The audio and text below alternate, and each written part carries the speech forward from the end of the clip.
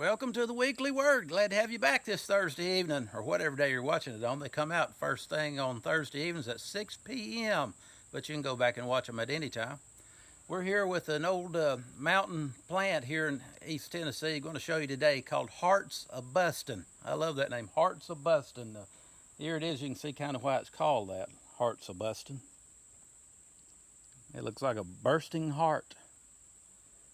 It is also in some of the books listed as arrowwood. This one's not quite as straight, but many of them, this shaft over here is a little straighter. They grow really straight, and they said the Cherokee used them for arrow shafts for their small points. I don't know if that's true or not, but I've read that stuff somewhere.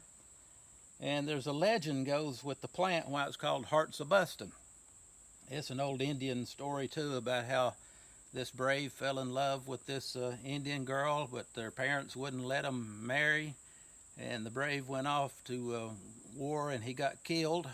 And then the girl, she grieved herself to death, and they buried her right beside of the brave.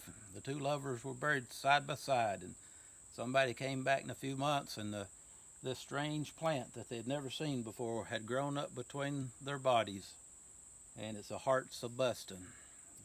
A lot of grief in that story, isn't there? But kind of makes you think, imagine how God's heart was busting when his son was murdered and hanging on a cross. God's God. He could have put a stop to that. Jesus himself said, I could call legions of angels to stop this and get me off of this cross. But it wasn't nails that kept him hanging on that cross. It was love. It wasn't stopped, because if it stopped, we'd all be lost and no hope for us.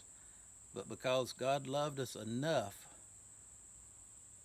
to go through that, it's like the Bible verse, John 3:16, for God so loved the world that he gave his only begotten Son, that whosoever believes in him would have everlasting life and not perish in the devil's hell. I hope you've placed your faith and trust in the Lord Jesus. He loves you that much. God's heart was broken, but God's heart rejoices when you trust in what Jesus did for you. See you next week on the Weekly Word. We'll find something else interesting, I hope. Bye-bye.